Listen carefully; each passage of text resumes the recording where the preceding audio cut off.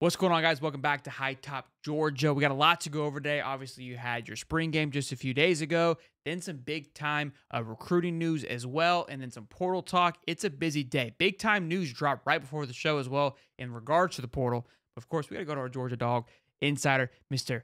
Bryce Mandala. Bryce, how we doing, man? What's going on? It's been a minute, but I'm doing great. How about you? It has been a minute. I will take full blame on that. It's been busy over here on this end, It is what it is. as usual. But we're here ready to rock and roll.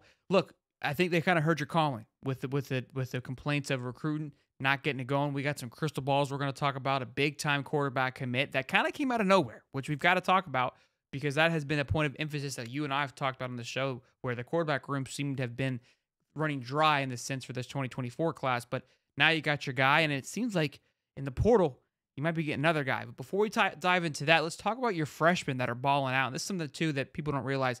Georgia just stockpile talent. And when you guys see some of these big-time guys at the portal, everyone's like, oh, Georgia's falling apart. It's like, no, they're leaving because they're about to lose their spot to the new guy coming in. And you got two new guys in KJ Bolton and Ellis Robinson balling out, apparently. Yeah, so these two guys have been in the headlines recently because Kirby Smart actually came out in a press conference prior to G-Day kind of stating how, it's essential for the older guys to kind of not get lackluster because, he said that there's been a ton of instances where young guys came in, outworked the older guys because they got complacent with their spot since, they were starting in the previous years. And he kind of said, look, just because you were starting in the fall doesn't mean you're going to be starting this fall because of, the new guys coming in. And so obviously KJ Bolden and Ellis Robinson, the number one players at their position, number one safety and number one cornerback. Ellis Robinson obviously went to IMG, so they know how to develop some football players. And then KJ Bolden went to Powerhouse Buford in Georgia. So it's going to, obviously that was the huge headline going into G-Day.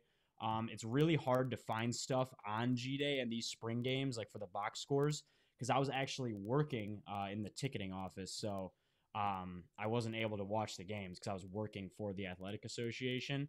So it kind of just there's this article that kind of gives like some highlights of it. Carson Beck threw 2 interceptions.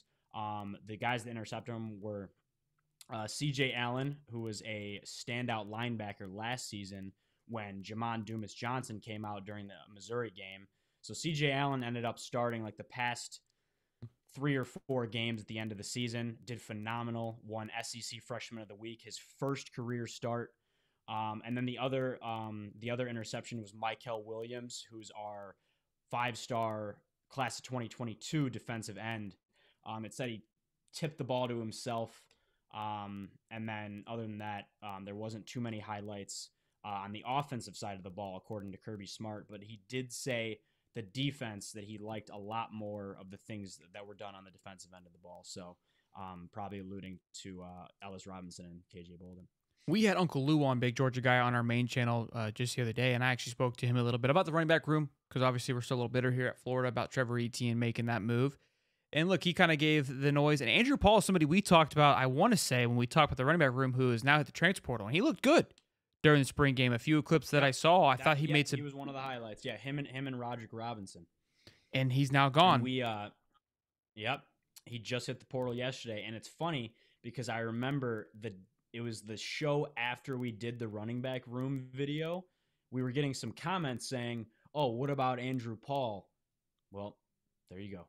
There's your answer. And honestly, he's like our running back 5, or he was, I guess, before this season, and he probably saw that there wasn't going to be much of an opportunity this year either. So, I mean, best wishes to him. Obviously, he's been in the program for 3 years. I believe he's a junior. So, it happens with these programs. So it looks like they got to give you a tip of the nod there. You left Andrew Paul off your list for a good reason, because he left Georgia off his list heading into it because he's moving on. We're getting some comments. What about Andrew Paul? Well, there it is. Hey, we keep receipts around here, okay? Bryce the Bulldog ain't playing games, so I love it. But look, we've also had our complaints. You've been kind of criticized on the slow recruiting cycle for Georgia, but stats don't lie. But it looks like we might be getting some momentum here. You guys landed yourself a big-time quarterback in Ryan Montgomery. Honestly, this came out of the clouds. with Ryan Montgomery here, because Julian Lewis was in the mix. Ryan Montgomery was a Florida, South Carolina link. Those were the two guys leading the way. And basically, it feels like Georgia said, we're done with the Julian Lewis stuff. Give us Ryan. And Ryan goes, say less, I'm coming. Yeah, so this is pretty big for us, considering just, I'd say, prior to, a couple weeks ago, before we got the 2026 guy, our quarterback room was looking a little light, even just, years out in advance. I mean, we have obviously Carson Beck, class of 2020, Gunnar Stockton, class of 2022, and then Ryan Puglisi, class 2024. But, in an SEC quarterback room, I'd say you'd want at least 4 guys, Sure. because that's how kind of it's run previously. But, this is a big pickup for us. Obviously, got our 2025 guy and the 2026. Jared Curtis is the 2026 guy. His name was escaping me. I mean, he's like a sophomore. So, but yeah, this guy's class 2025. Hard commit to Georgia. This is a good pickup, considering the quarterback room was looking a little light. And look, let's keep it in the family of quarterback rooms. We're gonna go back to a crystal ball here in just a moment, but this is kind of what you were just saying with the quarterback room being light and compared to years past. Jaden Rashada, this just happened moments before we clicked record on the show here, has entered into the portal. Rashada, there's a ton of backstory that we have here, especially myself being a Florida fan. But now it looks like Georgia is leading the way here for Jaden Rashada. And look, I mean, once a top 4-star prospect, now in the transfer portal, would be a great addition just to have. He's not going to start by any stretch of the imagination, and clearly he's looking to go and maybe revamp his career. This could be great for the Georgia Bulldogs in the sense of what we just talked about, the quarterback room added some depth. Yeah, I mean, when you talk about this just came in, I mean, we looked it up prior to the show. This article was literally posted 35 minutes ago. So, like, it came out 2 hours ago that he was hitting the portal, but all of a sudden, this is from The Athletic. Arizona State quarterback Jaden Rashada to enter transfer portal. Is Georgia next stop? So, one thing that Kirby has stated just in so many press conferences, so many post-game conferences, he loves competition. No guy is safe from their job because it motivates those guys to work harder. He states it over and over, like, complacency is what is going to destroy this program, and that's the biggest thing I feel like for Georgia is the complacency. So you have, as it looks right now, obviously quarterback 1 is Carson Beck. That's pretty fair and clear. But quarterback 2 and 3, even though Gunnar Stockton has been with the program the past, going on 3 seasons, that doesn't mean Ryan Puglisi isn't going to be looked at as the quarterback 2. So, Jaden Rashada coming in, like you said, I don't think he's going to start by any means, obviously, unless Carson Beck gets some kind of injury. But it gives, Gunnar Stockton a reason to work harder. It gives Ryan Puglisi a reason to work harder, because this is our 2023 guy. We don't have a class 2023 quarterback. We just have 2 guys, 2022 and 2024. So, I mean, obviously Good number point. 7 ranked quarterback in the class 2023. And I think it could, give us a good edge in the competition department, I guess. I mean, I think most people remember this. He was the face of that Florida football team in that 2023 for that quarterback room, signed with the Florida Gators, and then there was a meltdown with the NIL and the collective and what he was supposed to be paying, all those things. I'm sure you read about it, and everybody had their laugh about it, and he asked for his release. So it's a little tarnished because of that situation, kind of fell back to Arizona State, last-minute fallback. Because this happened all in December and January. Most of their teams were already filled up, ready to rock and roll, had their guys signed. So, look, happy to see him, land on his feet and hopefully find a home. But like you said, this is that 23 recruiting cycle that you skipped out on, and so now Georgia seems to be right back into the swing of things. If this were to happen, these portal things, they typically, it's not like recruiting where it's like, hey, like he's visiting here, there. Like if there's a lean, and most of the time these guys have an idea of where they're headed before they enter into the portal. They don't enter into the portal blindly and like, hey, isn't that tampering? Stop it. Let's not get carried away. But Steve Wiltfong, obviously our Wiltfong on 247 guy, has moved over to on 3 and has now dropped himself a Fong bomb for this young man, Darren Edge, 4-star edge rusher for the Georgia Bulldogs. Again, you lost one to, I believe, USC, but have had 2 crystal balls since that has happened. Looks like you guys picking up right where you left off from last year.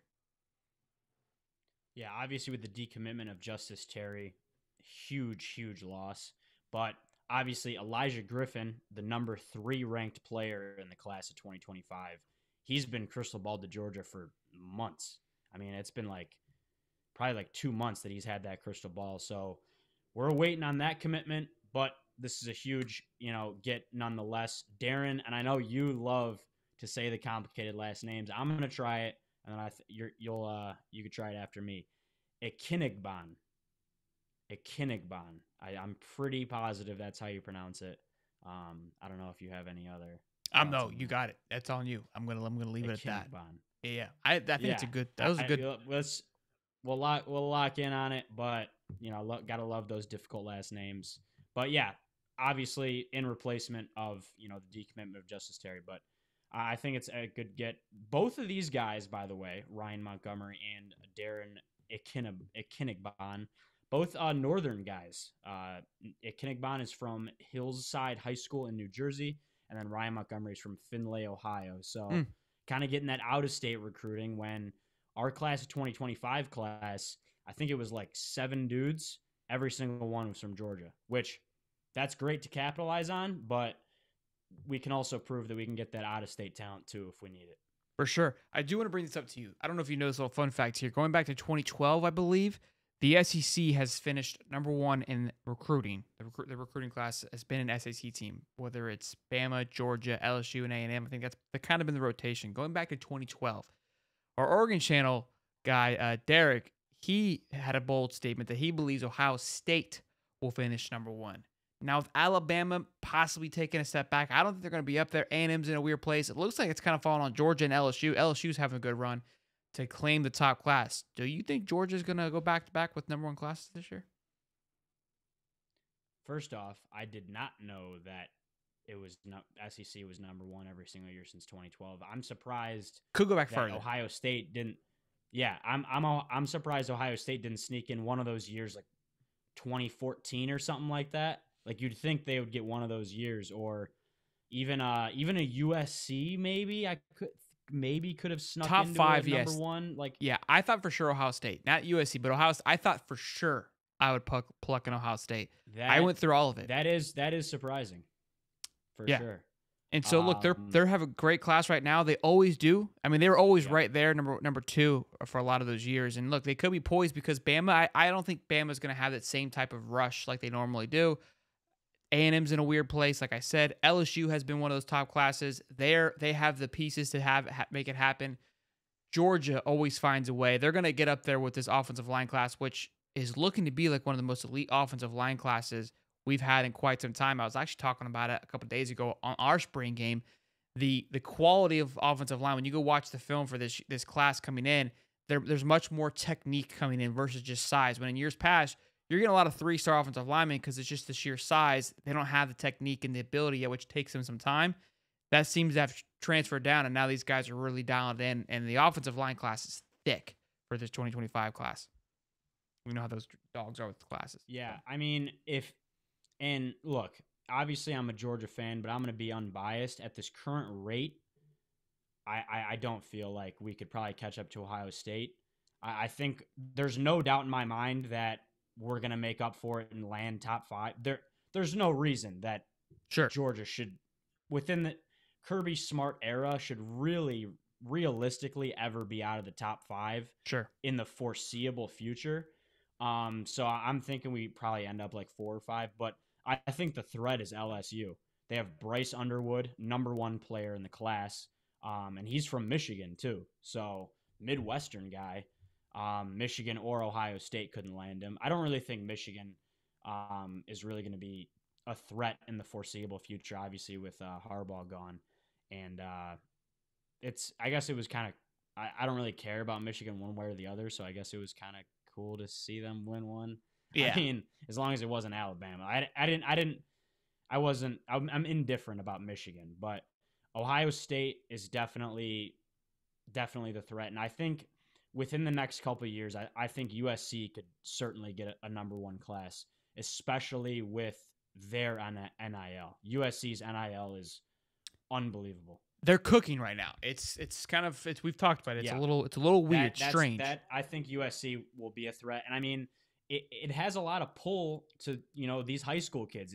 They get to live in Los Angeles, probably 75 and sunny every single day when they're playing football. It's like, there's some pull there. Whereas Ohio State, Columbus, Ohio, I actually have been there, but it's a whatever. But yeah, I definitely think Ohio State and USC are the two non-SEC teams that could really make a run in the next 5 years. Yeah, I couldn't agree more. And look, I think Georgia 100% top 5. I don't even question that. It's just that number 1 spot, which could be a little elusive. But yes, LSU I think has the pieces to get it done. I just don't know if Kelly has that ability to close strong on other pieces to get over the hump for Ohio State. We'll see. It's going to be a fun little battle. But boys and girls, be sure to smash the like button. A lot of developing pieces here with his transfer portal.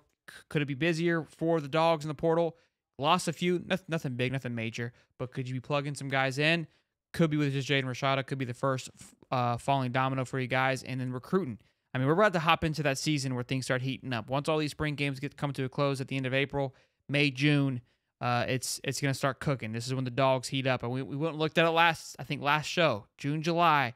The Dogs get cooking, start landing some recruits. Yeah. So buckle up, boys and girls, and smash the like button and subscribe. Till next time, I'm Shelton. That's Bryce. See you, boys. Thank you.